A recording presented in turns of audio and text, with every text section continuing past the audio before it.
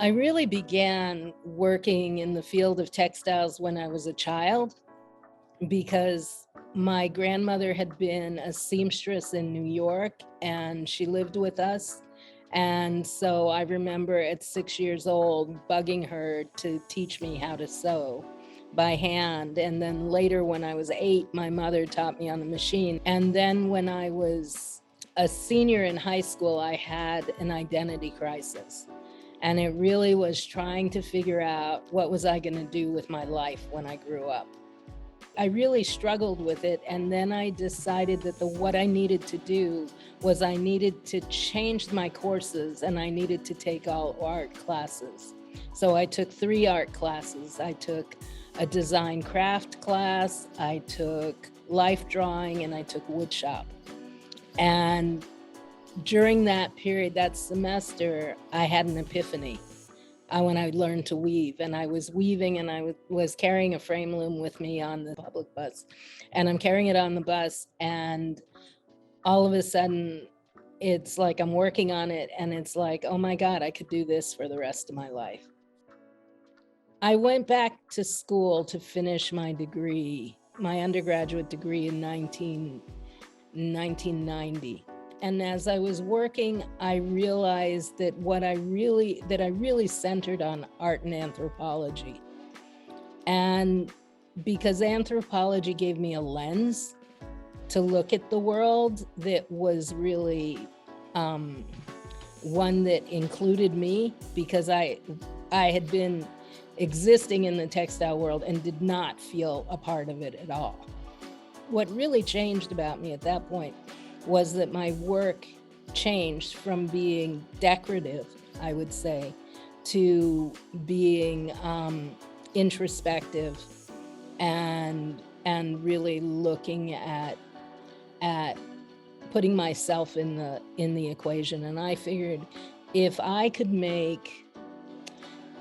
family gave me joy and pain and all of these different emotions, and I started putting those into my work, I said, maybe someone else will be interested in seeing this. At that point, I divorced myself from having to make money at my craft. And I just truly went in working with my craft to heal myself and to heal myself from all the many layers and layers of racism that I had experienced at that point, and to really, really give voice. And the voice started developing as time went on. The more I did it, the more that voice became a part. Invisible Child, which I think I made in like 94 or 96 or something like that.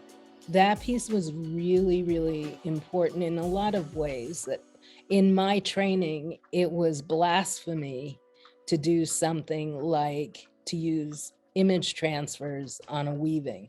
And so I had to really, really, really, really work through it with myself to be able to do it. That was my very first experience of working with the figure, where I'm using a photograph of myself and thinking about how I could do it. I didn't have the techniques. And plus, as I said, I like simple things. I like simple looms. For me, this piece was, no matter what shade you are, you're still invisible. It was a statement about race. By the late 90s, I started a series of homage works because I really, really felt this deep drive to make pieces that were reflections on kind of my spiritual guides. I think the first one that I made was to George Washington Carver. When I had the farm, I got to know about the fact that he is like one of the fathers of sustainable agriculture in this country. And I began to really read more and really get into him.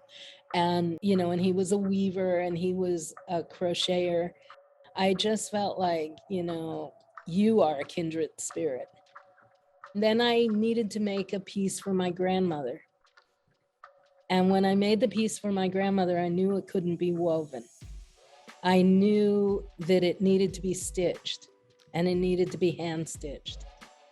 That really, really did pay homage to her and how, how she worked. I entered graduate school in 98. I went to UC Davis. In the summer following my first year, I received a fellowship and I traveled and I got the fellowship to conduct field work. And what I did was because I try to do things in an experiential way, I planned my field work I flew to Newark and I took the train from Newark to Charleston. And I wanted to do that at night because I wanted to get the feel on the train of watching in the morning, the early morning, watching the brush and everything rush by. I wanted the visual of that. And it would help set me in the course. My biggest thing I'm always looking at is how does this world work? What is our, we're these humans that are here. What is it that we're doing? And, and how can we save the world? And so I do it by digging into the history and pulling out the history and making the work that then helps other people to see, our history. I really just try to let it be how it emotionally connects, and it really pulls from this deep, deep place inside of me. My Abolitionist series means a lot to me. I had lived in DC for 4 years, and my period when I was in DC, my favorite place to go was the National Portrait Gallery.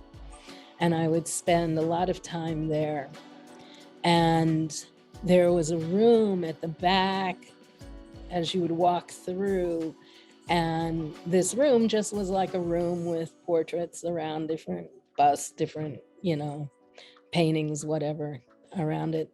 And I walked into that room and I looked at it and I just broke out laughing. I was so excited. I was ecstatic because it was a room of abolitionists. Everyone in that room was an abolitionist and it was unmarked. And so when I had this opportunity at the Welland, I said to them, I want a room. I want to make my own room of abolitionists. That research was really what I did was that I really came to understand the Underground Railroad through central New York. And that was those were the abolitionists that I chose and the history of those abolitionists, because it was so important for me to name this period of time and to give them a place to rest. My ultimate goal is to save the world. So, this is all a tool to do my little part. If Picasso can have beautiful women as his muse, then I can have history as mine.